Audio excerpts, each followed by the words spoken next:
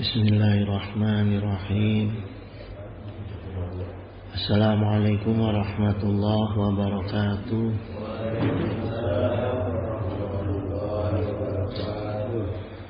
Alhamdulillahi wa kafa. Wassalatu wassalamu ala rasulillahi wa mustafa wa ala alihi wa sahbihi wa man ikhtada. Rabbi shrah li sadri wa yassir li amri wahlul 'uqdatam min lisani yafqahu qawli. Amma ba'd. Hadratal mukarramin, alimul wa ulama, syahadatul kiram, jami'u asatid, wa ya ikhwani allazi yakhduru fi masjid Jami'al Manan, hafizakumullah wa ri'akum. Jemaah, kita sekarang masih di bulan Muharram ya. Tanggal berapa sekarang ya? Udah mau akhir ya. Jadi insyaallah subuh ini kita kupas mengenai peristiwa dan hikmah di bulan Muharram, kemudian Asyura dan hijrah gitu. Karena ini tiga-tiganya ada kaitannya dengan bulan Muharram. Nah, sebelumnya kita lihat dulu dalil-dalil mengenai bulan Muharram. Wa qala Allah Ta'ala, inna iddata syuhuri indallah, sungguh bilangan bulan di sisi Allah itu Ithna asyara syahran, ada 12 bulannya. Fi kitabillahi yawma khalaqas samawati wal ard. Nah, ini dalam ketetapan Allah, dalam kitab Allah, di waktu Allah menciptakan langit dan bumi ini, sekaligus Allah menciptakan bulan-bulan ini ya. Minha arba'atun hurum, dan sebagiannya itu terdapat 4 bulan yang haram. Zalika dinul qaimuh, itulah ketetapan agama yang tegak lurus. Nah, kemudian dari ayat ini, firman Allah ini, Rasulullah SAW menerjemahkan gini ya, ditafsir oleh Rasulullah SAW, salah satu mutawaliyat gitu. Jadi 3 bulan berturut-turut, yaitu Zulqa'dah, yaitu bulan ke-11 ya, Zulhijjah bulan ke-12, kemudian bulan Muharram bulan pertama ini dalam tahun Hijriah, dan bulan Rajab Mudhar. Alazi baina Jumada wa Sya'ban. Jadi bulan Rajab Mudhar itu letaknya ini yang terpisah sendiri ya, maka disebut Mudhar ini yang terpisah sendiri antara Jumadil Akhir dan Sya'ban gitu. Jadi ini 4 bulan yang dikategorikan bulan haram. Fala tajlimu fihina anfusakum, maka jangan kamu menganiaya di dalamnya gitu. Artinya di 4 bulan ini diusahakan untuk tidak berlaku zalim gitu. Ya, entah itu marah-marah, entah itu berperang ya. Kecuali dengan setan boleh, kalau dengan setan. Nah, kenapa dinamakan untuk Zulqidah ini? Kalau untuk Zulhijjah kita udah tahu itu bulannya haji, orang yang berhaji, punyanya orang yang berhaji. Kalau Zulqidah itu zu-nya itu yang punya, Qodah itu artinya duduk gitu ya. Duduknya itu kalau Qodah ismul marah. Jadi ismul marah itu maknanya kejadian yang terjadi hanya sekali gitu. Misalnya pada kalimat jalsatun wasrobu wa'latun gitu. Orang itu duduk, minum dan makan, habis itu berdiri lagi. Jadi hanya sesaat duduknya. Itu ismul marahnya. Itu Zulqidah.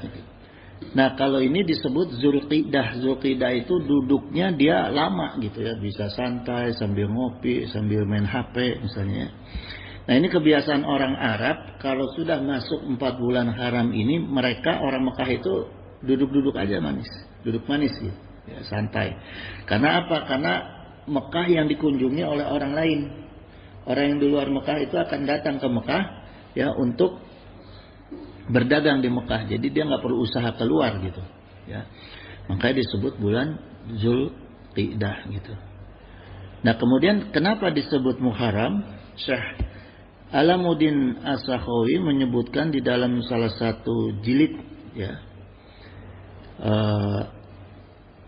Al-Masyhur fil Asma'i Al-Ayam wa Syuhur. Nah, ini Beliau mengatakan gini, Annal Muharrama sumiya bizalika likaunihi syahran muharraman gitu, bahwa dinamakan dinamakan Muharram itu sumia itu nama, dinamakan bulan itu Muharram karena bulan ini termasuk bulan yang diharamkan gitu ya, syahrul muharraman gitu, bulan yang diharamkan. Wa indi annahu sumiya bizalika ta'kida litahrimihi gitu.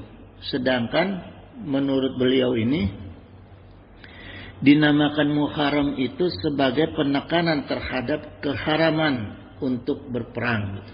Jadi bulan Muharram itu benar-benar tidak boleh ada rasa marah, rasa apa itu harus ditekan gitu ya.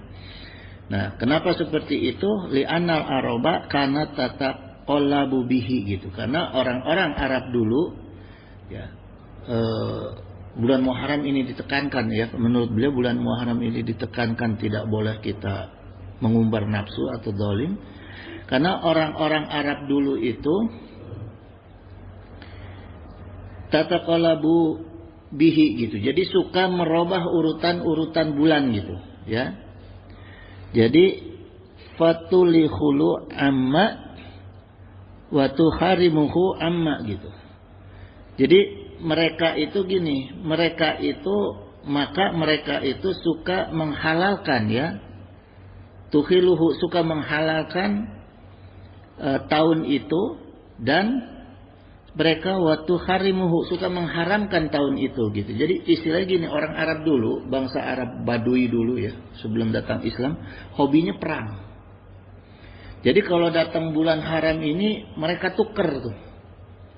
Kalau udah lagi mau perang, ya udah bulan haramnya pindahin. Jadi sesuai kebutuhan gitu ya. Saking hobinya perang itu, jadi kalender yang ngikutin dia, bukan dia ngikutin kalender gitu. Ya, dia ngatur kalender. Itu orang Arab dulu gitu, ya. Hah? Kalau orang Indonesia? Duka tak.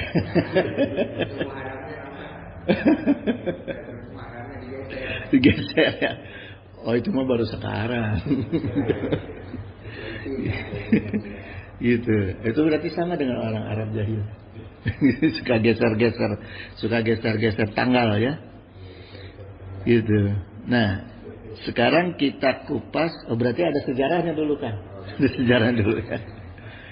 Sekarang kita kupas tentang hari istimewa di bulan Muharram, ya, yaitu 10 Muharram. Jadi 10 Muharram itu Idul Yatama, lebarannya anak-anak yatim, ya.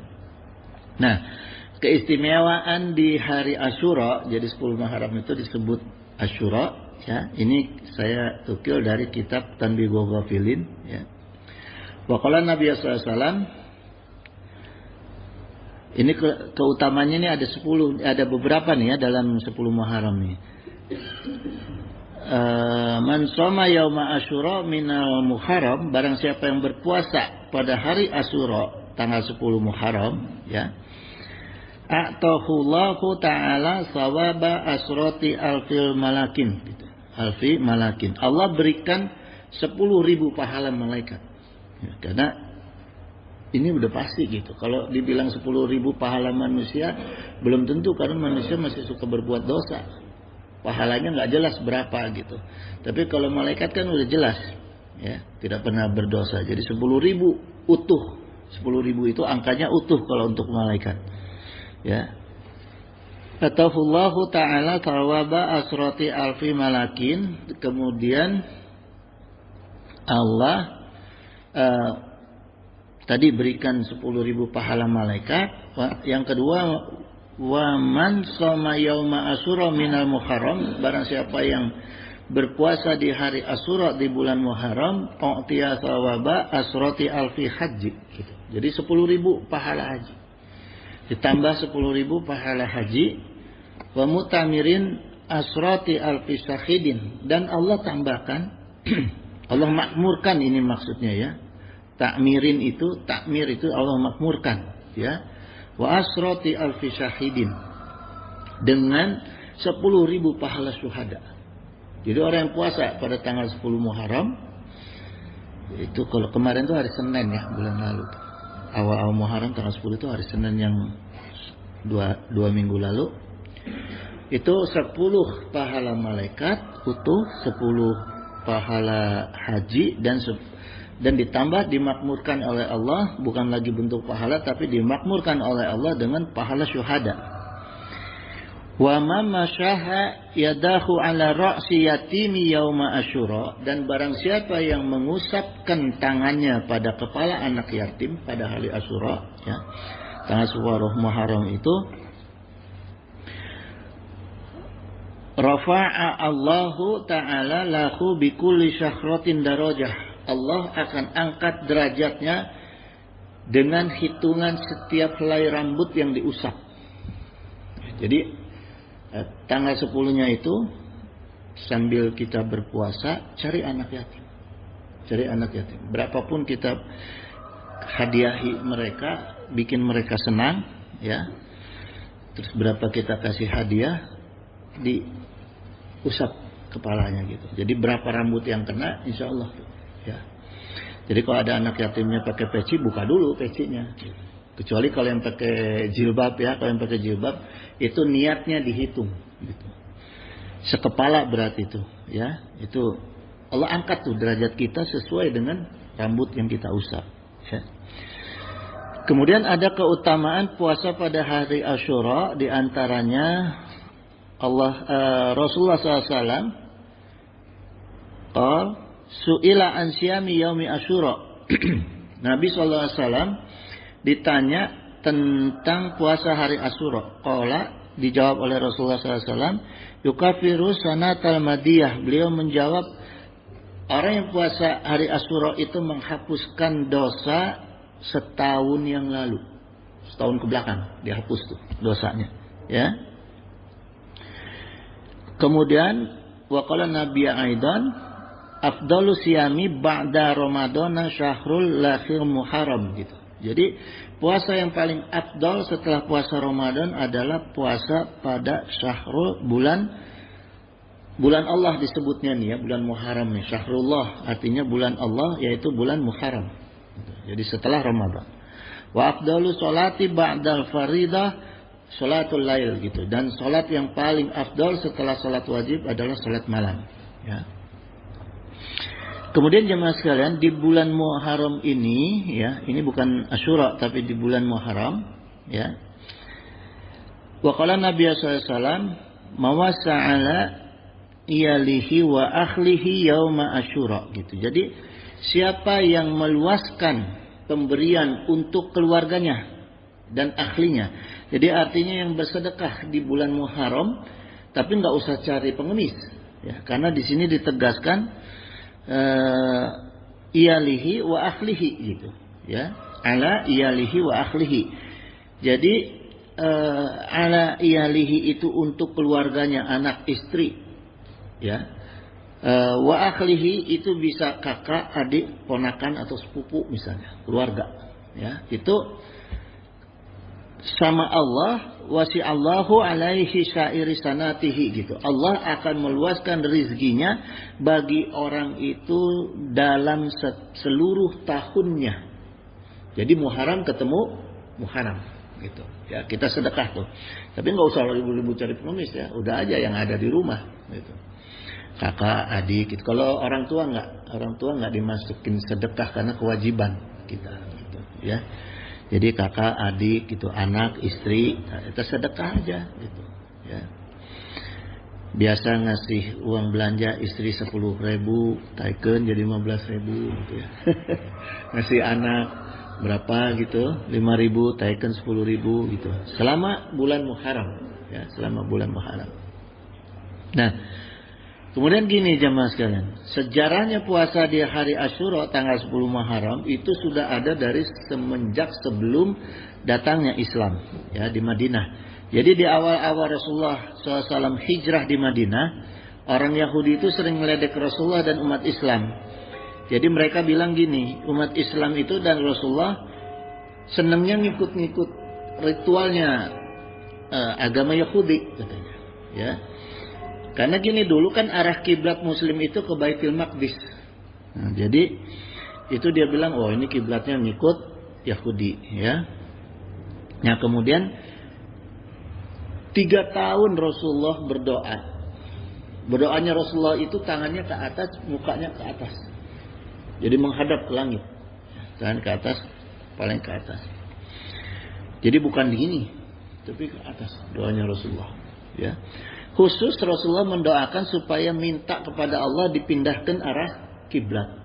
Jadi ini fakta bahwa Islam ini bukan agama ciptaan Muhammad, tapi ini agama samawi gitu. Karena untuk kiblat aja ngikut petunjuk Allah gitu, ya. Bukan akal-akalan Rasulullah gitu. Nah, kemudian 3 tahun lagi. Kalau misalnya Yahudi bilang, ente ikut-ikut ibadah ana nih, sholatnya ngadep ke Baitul Maqdis, besoknya Rasulullah pindahin, itu bisa saja. Ya, kehendak Rasulullah gitu. Karena malu mungkin ya. Tapi ini Rasulullah berdoa selama 3 tahun.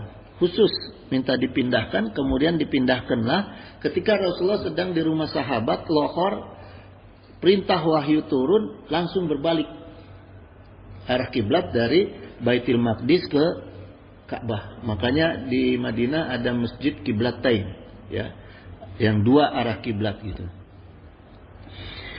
Nah kemudian setelah ganti arah kiblat, Yahudi itu masih terus mengejek kaum muslimin. Kenapa? Karena waktu itu Yahudi sering berpuasa di hari Asyura, 10 Muharram. Sedangkan Rasulullah sebelum datang perintah puasa Ramadan bersama para sahabat itu puasa Asyura gitu, ya.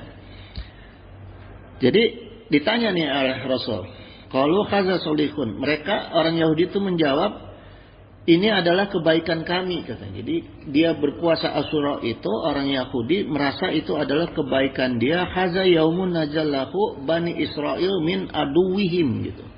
Jadi ini hari ketika Allah menyelamatkan Bani Israel dari musuh mereka, maka mereka puasa, gitu ya, diselamatkannya kanjeng Nabi Musa, gitu. Fasamahu Musa syukran, maka Musa berpuasa karena bersyukur kepada Allah di hari Asyura ini, ya. Kemudian dijawab oleh Rasulullah, fa ana ahaqqu bi Musa minkum, gitu. Maka saya yang lebih berhak terhadap kanjeng Nabi Musa daripada kalian, gitu. Karena kanjeng Nabi Musa Islam, ya, bukan Yahudi gitu, hanya Nabi Musa. Nahnu nasumuhu ta'ziman lahu gitu. Maka kami berpuasa, kami mengagungkan hari itu. Jadi sama, Rasulullah juga mengagungkan hari Asyura gitu, ya. Kemudian ketika datang perintah puasa Ramadan, Rasulullah menyampaikan kepada para sahabat, man syaa asumahu falyasumhu gitu. Siapa yang mau berpuasa Asyura, berpuasalah. Wa man syaa ayatrukahu falyatrukhu gitu. Dan siapa yang tidak suka boleh meninggalkan. Maknanya gini jemaah. Rasulullah ini menegaskan walaupun sekian banyak ya keuntungan berpuasa di bulan Asyura, fadilah di hari Asyura tanggal 10 Muharram itu tetap dibolehkan untuk tidak berpuasa. Artinya supaya beda kedudukannya antara sunnah dengan wajib. Jadi yang wajibnya adalah Ramadan gitu, ya. Kalau puasa Asyura kita nggak puasa nggak apa-apa, tidak gugur, tidak menjadi dosa, ya. Gitu. Kemudian jemaah, nama Asyura itu ada yang diambil dari angka ke-10 di bulan Muharram gitu. Jadi angka 10 kan dalam bahasa Arabnya Asyratun. Jadi Asyura gitu, ya. Ada juga yang berkata, Imam Al-Qurtubi, Asyura itu kalau jadi beliau menggunakan ilmu mantik nih, ya. Mengambil makna kata Asyura itu dalam ilmu mantik itu ada bentuk isim ma'dul, ya. Ilmu mantik itu ada isim ma'dul itu isim yang menunjukkan apa ya? Tidak ada gitu, ya. Jadi tidak ada sifat, tidak ada benda, itu isim ma'dul gitu, ya. Dari kata al-ashir, ya. Jadi bukan dari asratun, dari kata al-ashir. Misalnya gini, tidak ada guru. Jadi cirinya gini, ma'dul itu tidaknya lam alif. bukan la. Ya, bukan la gitu. Lam alif depannya. Depan katanya itu lam alif, dibacanya la, ya. Contoh la nasyiru, tidak ada pertolongan misalnya, ya. Nah, jadi tidak ada guru, tidak ada murid. Nah, itu yang dimaksud isim ma'dul, ya. Gitu. Ya, jadi ilmu mantik itu ilmu kita untuk memahami kalimat supaya kita tidak sasar menelaah kalimat gitu untuk berpikir, ya. Jadi bentuknya isim ma'dul itu kata al-ashir. Jadi dari kata al-ashir. Jadi 10 Muharram itu bukan hari yang biasa. Bukan malam biasa. Itu maknanya isim ma'dul, ya. Nah, jadi malam hari semua biasa kan? Kecuali malam Lailatul Qadar dan malam Asyura. Gitu. Jadi malam Lailatul Qadar juga isim ma'dul gitu. Ya, pakai alif lam. Jadi malam bukan malam biasa, makanya disebut oleh beliau malam yaumul lailatul asyirah gitu, ya. Malam yang bersifat mulia dan penuh dengan keagungan Allah. Itu malam Asyura gitu, ya. Gitu jemaah. Jadi bukan malam biasa, malam Asyura itu. Nah, kemudian gini. Peristiwa penting yang terjadi pada 10 Muharram itu gini jemaah. Jadi kenapa dikhususkan pada 10 Asyura, ya, 10 Muharram pada hari Asyura? Karena di sini pada tanggal tersebut Allah menurunkan bala bantuannya. Di mana Allah menurunkan bala bantuannya, ya. Pertama pada kanjeng Nabi Adam itu diterima tobatnya pada hari Asyura 10 Muharram, ya, diterima tobat sama Allah. Gitu. Kemudian Nabi Ibrahim diselamatkan dari ketika dibakar oleh Namrud itu tanggal 10 Asyura gitu, ya, 10 Muharram. Kemudian Nabi Yusuf dibebaskan dari penjara itu 10 Muharram Asyura, ya. Nabi Ayub disembuhkan juga 10 Asyura gitu, ya. Nabi Musa diselamatkan dan Bani Israel diselamatkan dibelah tuh Laut Merah itu 10 Asyura gitu, ya. Jadi gini jemaah, khusus di bulan Asyura ini turun perlindungan Allah. Makanya kalau bisa kita puasa gitu.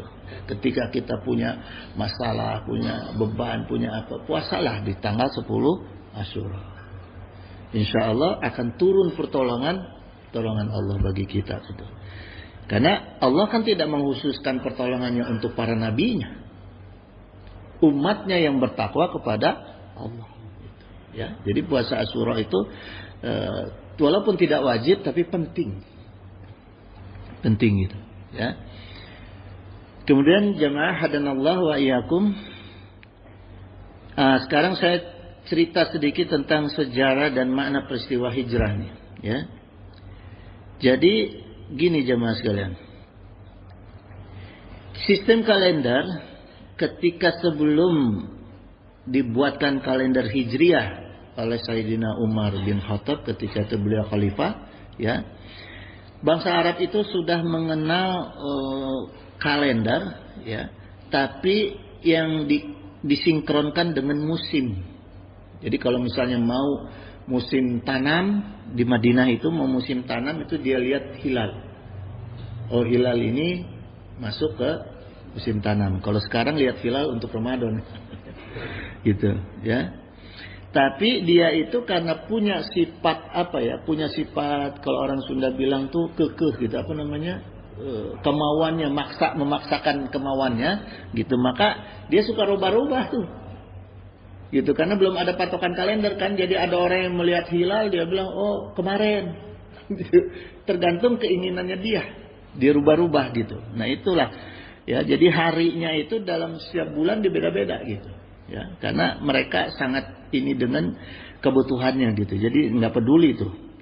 Karena itu makanya nggak ada hitungan tahun. Ya, nggak ada hitungan tahun.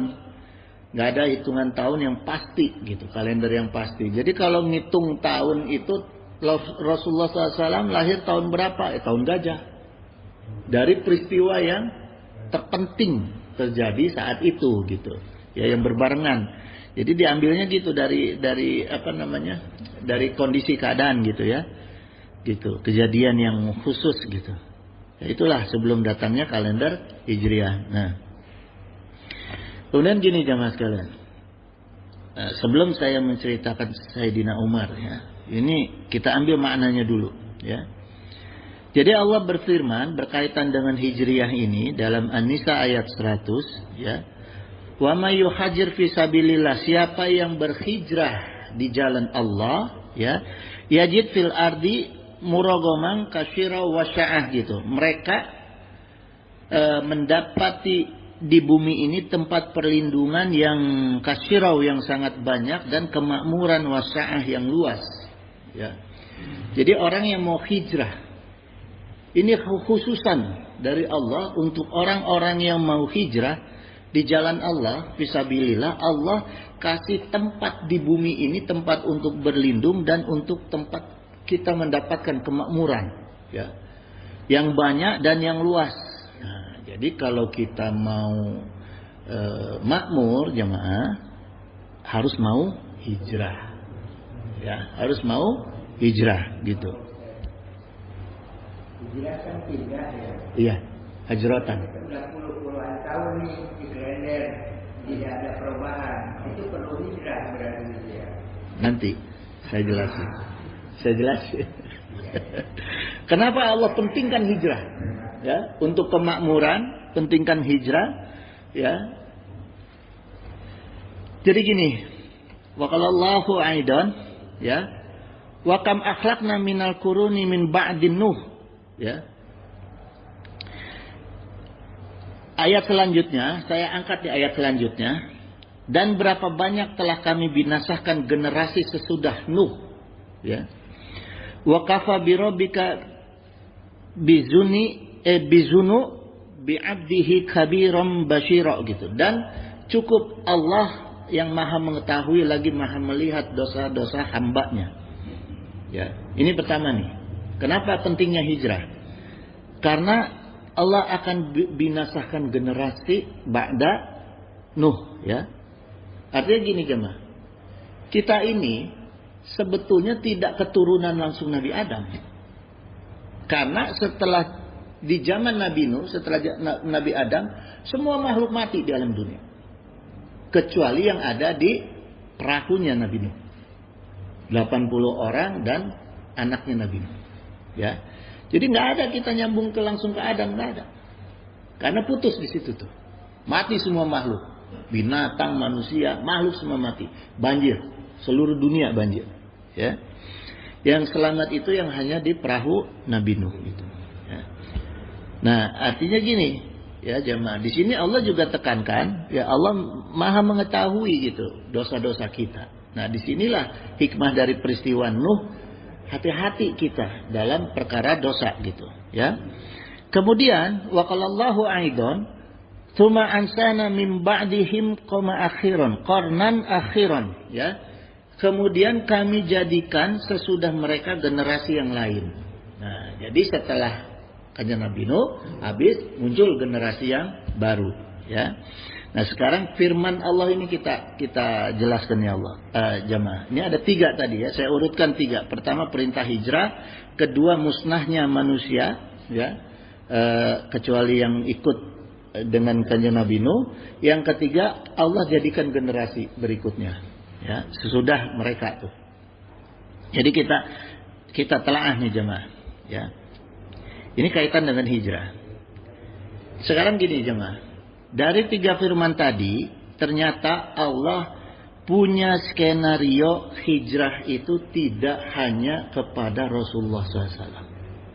Ya, ternyata perintah hijrah itu bukan hanya kepada Rasul dari Mekah ke Madinah, tidak. Ada beberapa nabi yang masuk ke dalam ulul azmi, ya, masuk ulul azmi. Jadi ulul azmi itu, ulu atau uli itu artinya mempunyai, memiliki, ya. Azmi itu tekad atau keteguhan hati, ya. Jadi kalau orang dikasih nama Azmi, oh ini orangnya teguh nih, tapi cobaannya pasti berat. Hidupnya pasti cobaannya berat. Saya punya saudara sepupu namanya Azmi, ya Allah. Cobaannya berat, tapi alhamdulillah gitu. Ya, itu cobaannya berat. Ya. Jadi itu ulul azmi. Dalam tafsir Jalalain, fasbir maka bersabarlah ala aza kaumuka atas gangguan kaummu kama sabaru ulul azmi, seperti bersabarnya ulul azmi. Ini zauz sabat wasabru ala sadaid gitu ya. Sadaid adalah orang-orang yang memiliki sifat teguh dan sabar dengan beban-bebannya. Jadi ulul azmi ini, para nabi ulul azmi ini jemaah, itu bebannya lebih berat daripada nabi dan rasul yang lain. Ya, yang 5 ini, ya. Kenapa dikatakan bebannya sangat berat? Karena ulul azmi ini nabi dan rasul yang melawan arus dan membalikkan arus. Beda nabi-nabi yang lain hanya dakwah. Hanya dakwah, ya, menyampaikan firman Allah. Tapi khusus untuk ulul azmi ini melawan arus dan membalikkan arus. Ya, makanya itu berat. Coba kita di sungai melawan arus berenang, balikin arus lagi, berat nggak? Berat. Ini makanya disebut ulul azmi, ya. Nah, dari sini kita bisa mengukur nih. Mengukur pejuang-pejuang Allah yang sesungguhnya dia melawan arus enggak? Kalau dia cuma ngikutin arus dakwah, dapat amplop, ngikutin arus sana sini, itu bukan ulul azmi. Bukan pejuang itu. Hah? Ya itu mah cuma sekedar dakwah saja. Tidak termasuk ulul azmi, tidak termasuk kategori pejuang Allah. Yang pejuang Allah yang sesungguhnya itu bukan pendakwah ya. Pejuang Allah yang sesungguhnya dibedakan oleh Allah, yaitu ulul azmi yang melawan arus dan berusaha membalikkan arus, gitu. Ya. Tapi jemaah, tidak akan mampu. Dalam riwayat ulul azmi ini tidak ada yang mampu membalikkan arus, hanya bisa melawan arus. Ya. Makanya puncaknya peristiwanya itu diturunkan perintah Allah, yaitu hijrah. Ya, gitu. Karena tidak mungkin. Gitu kan, kita tidak mungkin membalikkan arus sungai. Datang arus sungai punya ilmu, bleng balik, nggak bisa.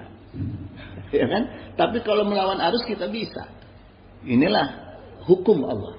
Ya, ayatullah itu sampai di situ. Ya. Jadi karena bebannya untuk membalikkan arus itu tidak mungkin, Allah perintahkan hijrah. Ya. Jadi bukan berarti kita harus, wah ini kita harus buak-buakan, harus menolak, wah ini dolim kita, nggak bisa. Dakwah yang keras, lawan arus, tapi bukan untuk membalikkan arus. Gitu. Ya. Kemudian kita hijrah, gitu. Ya. Setelah itu kita hijrah. Jadi gini jemaah.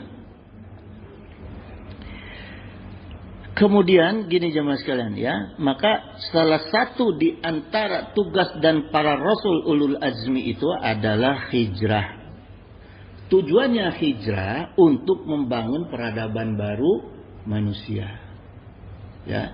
Jadi nggak mungkin kita membalikkan arus, membalikkan keadaan, tapi kita hijrah untuk membangun peradaban manusia yang baru, gitu, ya. Di daerah yang baru itulah para rasul dan pengikutnya hijrah. Maka dari daerah yang baru itu lahir, ya, generasi manusia yang baru, ya, yang lebih maju, lebih adil, lebih beradab dan lebih bertauhid, gitu. Nah, ini pentingnya hijrah. Gitu. Jadi supaya kita tidak memaksakan diri, gitu, ya, memaksakan diri gitu. Jadi walaupun perintah agama jangan paksakan diri. Itu contohnya, ya. Nah, muncul generasi baru yang lebih baik itu, lebih bertauhid, ya, sampai batas waktu yang ditentukan. Ya. Karena gini jemaah. Ya, Sampai batas akhir waktu yang ditentukan, dan yang ditentukan Allah itu adalah Rasulullah SAW sebagai khatamul anbiya, ya. Nah tadi hijrah itu, hijratun itu dari kata hajaro, ya, yang artinya pindah gitu. Nah ini saya jelasin jemaah. Tadi pertanyaan dengan Akang tadi nyambung, ya Kang. Hijrah itu pindah, jemaah. Ada yang bersifat pindah, yang dicontohkan oleh ulul azmi itu pindah dengan fisik, bukan hanya pindah dengan batin atau jiwa, tapi ikut memindahkan fisik kita. Itu, ya. Pertama, cari tempat yang lebih nyaman. Kalau kita mampu, kita cari tempat di daerah lain, misalnya, ya, yang lebih agamis, misalnya, lebih kita bisa membawa keluarga kita, anak istri jadi lebih agamis, misalnya, ya. Itu yang pertama. Yang kedua, seperti pertanyaan Akang tadi, kalau kita nggak punya tempat di tempat yang lain, di daerah yang lain, atau kita tidak mampu ke tempat daerah yang lain, contoh hijrahnya Rasulullah SAW. Rasulullah SAW itu hijrahnya ketika dari Mekah ke Madinah, pertama yang dibangun oleh Rasulullah adalah masjid. Pindahkan kita, diri kita dan keluarga kita ke masjid. Artinya lebih banyak kita waktu di masjid daripada di rumah. Bukan hanya kita sendiri, karena ulul azmi hijrah itu dirinya dan pengikutnya. Pengikut kita siapa? Anak istri. Ya. Jadi kalau kita mau baik, hijrahkan diri kita dan anak istri kita. Kita nggak mampu jual rumah, beli rumah yang baru di daerah lain, bawa ke masjid. Anak istri ini bawa ke masjid. Makanya Rasulullah contohkan seperti itu. Rasulullah bangun masjid. Ya. Gitu. Kan ada jalan semua. Semua Allah kasih ada jalan. Gitu. Ya. Jadi di zaman nabi-nabi sebelum Rasulullah, ulul azmi yang lain itu hijrahnya berat-berat semua tuh. Ya.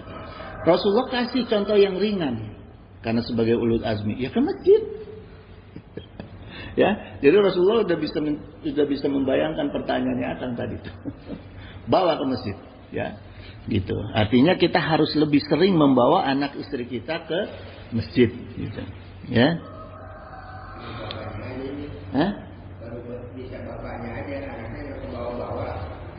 Ya, belum contoh hijrah, karena hijrah itu Rasul dengan ulul azmi, dengan apa? Dengan pengikut, gitu. Nggak ada nabi yang hijrah sendiri. Ya. Saya juga berat, Kang, jangan Akang gitu. Ya. Usaha, ya, gitu. Pertama, ulul azminya itu adalah kanjeng Nabi Nuh alaihissalam. Ya. Jadi Imam Kisai itu dalam kitab Bada'i Az-Zuhur, ya, disebutkan nama kanjeng Nabi Nuh aslinya itu Yaskur. Asalnya kanjeng Nabi Nuh. Tapi karena beliau sering menangisi kesalahan, ada dosa dikit salah, nangis, ada salah dikit nangis, itu disebutnya Nuh. Ya. Nuh itu bahasa Arabnya menangis.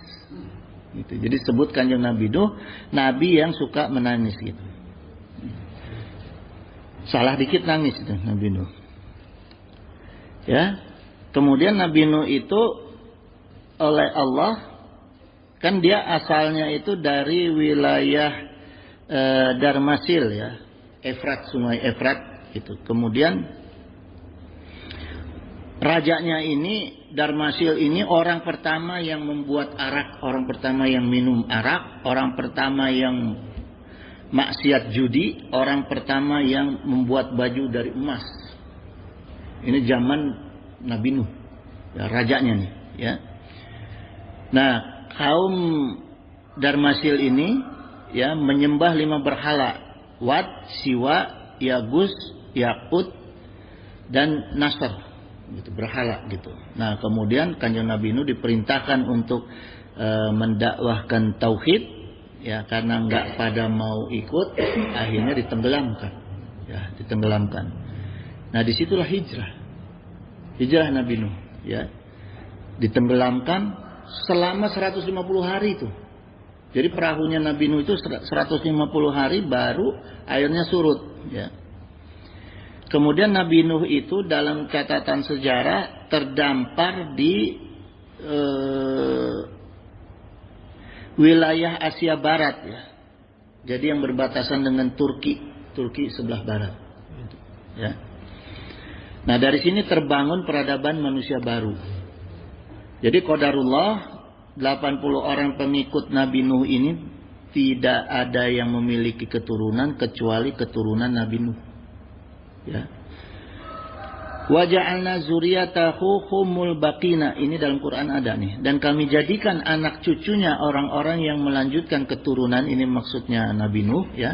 As-Saffat ayat 77. Nah, Ibnu Katsir menjelaskan dalam kitab Al-Bidayah wa Nihayah, ya. Fa innallaha lam yaj'al li ahad, Allah tidak menjadikan keturunan seorang pun miman kana ma'ahu minal mu'minina naslan, gitu, dari orang-orang mukmin yang bersamanya, maksudnya yang bersama Kanjeng Nabi Nuh, ya. Wala aqoban, dan bukan mereka yang mengikutinya, bukan dari orang-orang yang mengikuti Kanjeng Nabi Nuh, siwa Nuh alaihi salam, kecuali dari Kanjeng Nabi Nuh alaihi salam. Faqulun min ala wajhil ardil yauma, gitu. Maka semua orang di muka bumi hari itu, ya, min syairi hari ini, maksudnya ini, ya, ardil yauma maksudnya hari ini, yauma itu hari ini.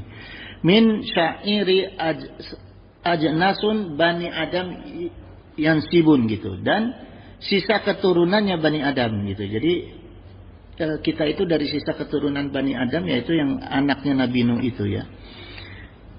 Ila aulat Nuh salasa wahum. Nah, kecuali yang dari keturunan Nabi Nuh yang 3. Ada 3 keturunan Nabi Nuh. Kalau yang 4 itu yang keempat Kan'an kan mati, ya. Mati karena dia nggak nurut sama Kanjeng Nabi Nuh. Jadi dari 3 orang anak laki-lakinya Nabi Nuh, Sam, Ham, dan Yafid. Jadi 3 anak ini Nabi Nuh, yang namanya Sam, Ham, dan Yafid, gitu. Ini dalam kitab Bidayah wa Nihayah. Nanti ada penjelasannya, jemaah. Ada penjelasannya, Sam ini keturunannya kemana, Ham kemana, Yafid kemana. Tapi kalau Yajuj Majuj itu dari Yafid, keturunan Yafid, ya. Gitu, ya. Nah, kemudian jemaah, Nabi Musa alaihissalam ini dilahirkan saat manusia itu sudah sampai pada puncak kerusakan, yaitu Fir'aun. Ya, di mana Fir'aun sudah ada manusia yang mengaku Tuhan dan membunuh bayi-bayi laki-laki, itu ditugaskan Nabi Musa oleh Allah. Ya, diperintahkan Nabi Musa. Lalu karena ditekan dan diusir, ditindas dan diusir, hijrah dari Mesir ke Palestina. Ya, ke Palestina. Palestina itu dulu ibu kotanya Al-Quds. Kalau dalam Al-Maidah itu disebutnya Al-Muqaddas, ya. Al-Muqaddas. Jadi disebut Al-Muqaddas itu atau Al-Quds karena daerah yang Allah jauhkan dari segala macam bentuk kesyirikan. Makanya itu Al-Muqaddas, Al-Quds, ya.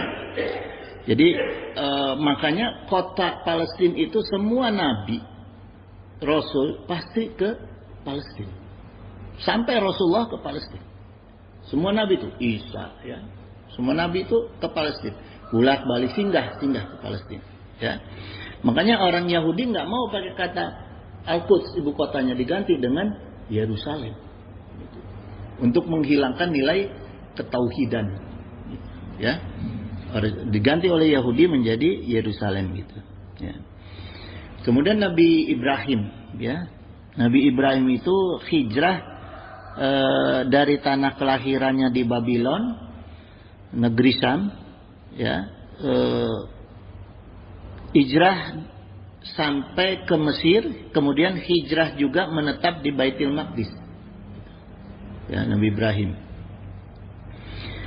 Kemudian Nabi Ibrahim hijrah dari Babylon ke negeri Syam itu yang diajak keponakannya Nabi Lut alaihissalam, saudaranya Nahur, istrinya Sarah, dan istrinya saudaranya Malik, ya.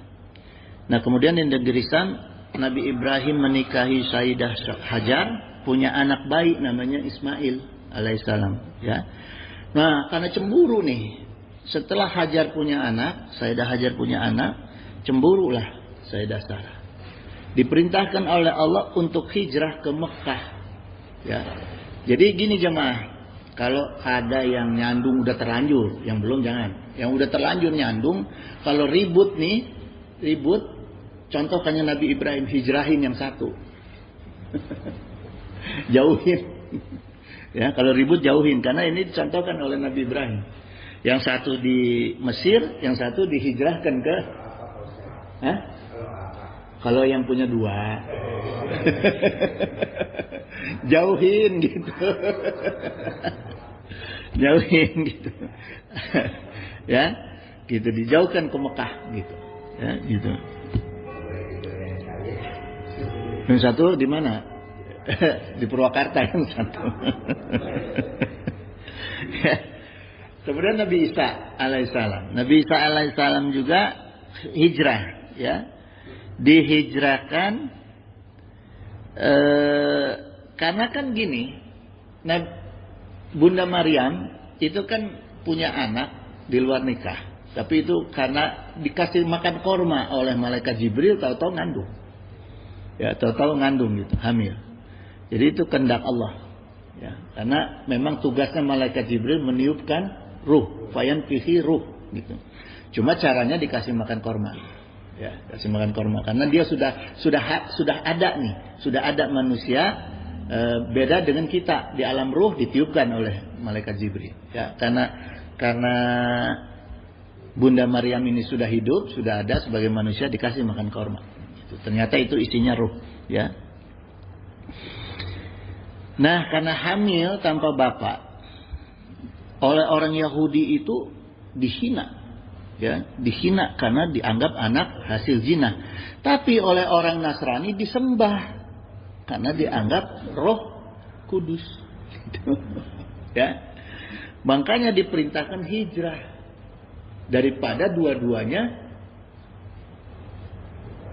Ini mencelakakan nih dua-duanya dari akidah dan dari fisik gitu ya, kehinaan dan akidah gitu ya. Kemudian hijrah ke Najaf. Najaf itu di provinsi Irak ya, di Irak itu. Nah kemudian lahir dan setelah besar Kanjeng Nabi Isa kemudian juga akhirnya diperintahkan hijrah karena mau dibunuh, ya, mau dibunuh. Nah ini dalam riwayat Kanjeng Nabi Isa itu meninggalkan Mesir kembali ke Nasirah, hijrah ke Nasirah karena mau dibunuh oleh Romawi, ya, gitu. Di barat laut Suriah ini, kalau saya lihat di Google petanya Nasirah ini di barat laut Suriah gitu, ya. Kemudian ulul azmi yang hijrah terakhir itu adalah Kanjeng Nabi Muhammad Rasulullah SAW. Ya, gitu. Sampai perintah ini kemudian kan dari masing-masing ulul azmi yang hijrah ini muncullah peradaban baru. Ya, terakhir Rasulullah SAW muncul peradaban baru yaitu peradaban Islam, sampai terakhir pada waktunya yaitu Ottoman, ya, yang berpusat di Istanbul, Turki. Itu terakhir tahun 1924. Ya. Nah sekarang karena tidak ada nabi, tidak ada rasul, ya, khatamul anbiya, siapa yang hijrah? Kita sebagai umat rasul. Gitu. Jadi kita diperintahkan hijrah oleh Rasulullah, oleh Allah, ya. Jadi kita dapat turunan dari Allah untuk melakukan hijrah, gitu, ya. Hijrahnya nggak ulul azmi berarti kalau kita. Iya, kita mah perintah hijrah untuk menyelamatkan diri dan menyelamatkan akidah kita dan keluarga, gitu. Ya, dan keluarga kita. Itu jamaah ini karena udah jam 6, nanti saya kaji lebih dalam lagi mengenai hijrah ya insyaallah minggu depan, ya. Kemudian juga asal usul kalender bagaimana nanti kita jelasin. Ada yang mau ditanya nggak nih? Saya mau. Waalaikumsalam. Saya berkenalan di masjid yang seorang dia cerita bahwa dia berusaha kajian bersama anak sama istrinya. Ternyata punya istri dua semuanya. Tanya saya tanya sebenarnya dua-duanya di rumah, apakah boleh dibolehkan dengan Islam tinggal satu rumah? Kalau nggak cemburu nggak apa-apa. Kan ini kisahnya dicontohkan oleh kanjeng Nabi Ibrahim karena cemburu menimbulkan ketidakmaslahatan. Ya. Nah itu harus dihijrahkan dan jauh, tidak boleh tetanggaan. Jadi kalau misalnya di sini ke Purwakarta gitu, satu di Sawit, satu Purwakarta, satu di mana gitu ya. Gitu. Gitu. Nggak boleh. Kecuali kalau ada seorang ulama, ya. Ada seorang ulama ini di Sindang Lama, Sukamantri, ya. Istrinya 4 satu rumah. Tapi semua punya alasan. Pertama, istri pertama karena nggak punya anak. Dan tidak boleh melayani suami karena ada penyakit. Ada penyakit di rahim. Sehingga nikah lagi. Nikah lagi belum punya anak. Ya, sampai anak yang keempat baru, istri yang keempat baru punya anak. Nah itu satu rumah. Satu rumah itu. Itu hadiah dari Allah itu. Hadiah itu dari Allah. Ya, hadiah itu. Tapi jangan nyari yang gitu. Tinggal satu rumah, yang tua, kemudian dia lebih banyak, kemudian kalau dulu beda kamar, akhirnya saya tunggu orang tak boleh begitu, nggak adil. Akhirnya pindah juga mangkrak, yang tua dikasih warung. Jadi pindah ini. Saya beranalogi gini, orang yang punya istri lebih satu seperti orang yang berpolitik, tidak lepas dari bohong. Sok we? Ya? Pejabatnya nggak bohong, we? Karena dia nyandung istri pertamanya di rumah dan jabatannya, ya kan? Karena dia mencintai dua-duanya tuh, jabatannya dicintai, istrinya dicintai, makanya suka berbohong. Ya, gitu jemaah. Udah? Ini ya Ustaz ya. Baru sama kerjaan ya. Iya, apalagi sama-sama istri. Tuh. Udah deh, jangan dekat-dekat. Enaknya mah cuma malam pertama doang. Sisanya mah pusing. Saya pernah diskusi, ngobrol tanya dengan lagi, kalau kita hidup sama istri di rumah gimana? Kalau kita dijerat, boleh, tapi jangan jauh-jauh dari masjid. Iya, jadi hari pertama di rumah, Senin di rumah istri pertama, Selasa rumah istri kedua, Rabu rumah istri pertama, Kamis rumah istri kedua kan, Jumat rumah istri pertama, Sabtu istri kedua, Minggunya di masjid. Supaya adil. Gitu jemaah. Ini dulu ada. Ini jadi lewat sedikit waktunya. Ada ulama yang memiliki hijib maghribi. Hijib maghribi ini amalan hijib yang bisa menundukkan makhluk, tidak hanya manusia, tapi juga hewan dan tumbuhan. Ya. Jadi kalau dia panggil datang itu. Misalnya lalai. Pernah dipraktekkan di depan saya itu lalai itu apa? Yang suka terbang-terbang sore itu ya. Dipanggil datang hinggap ke tangannya itu, saya saksikan langsung. Dengan hijib maghribi. Tapi dia nggak bisa menundukkan istrinya. Padahal punya hijib. Ya, baningku adil-adilnya perintah Allah kalau kita mau punya istri lebih dari satu. Itu ya, jemaah, kalau nggak ada lagi saya tutup nih.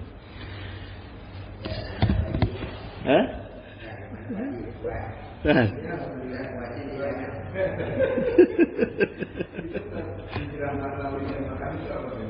Nanti minggu depan ya. Takut panjang kasihan juga. Ya. Wallahul musta'in ala kulli hal. Ya, semoga Allah menolong kita dalam segala hal. Innahu samiyun qaribun mujibud da'wah wa yaqdiya hajat. Subhanaka Allahumma wa bihamdika asyhadu an la ilaha illa anta astaghfiruka wa atubu ilaik. Billahi taufiq wa hidayah. Wassalamualaikum warahmatullahi wabarakatuh. Allahumma shalli wa sallim wa barik ala sayyidina wa syafi'ina wa habibina maulana Muhammad wa sallim wa radiyallahu ta'ala an sadatina ashabi sayyidina Rasulillahi ajma'in. Amin ya Allah ya mujibu da'wati sa'ilin. Allahumma inna nas'aluka minan ni'mati tamamaha wa minal ismati dawamaha wa minal rahmati sumulaha wa minal afiyati husulaha wa minal aisha arwadah wa minal umuri as'adah wa minal isani atamah wa minal in'ami a'amah wa minal fadli azabah wa minal lufi anfa'ah. Allahumma kun lana wa la takun alaina.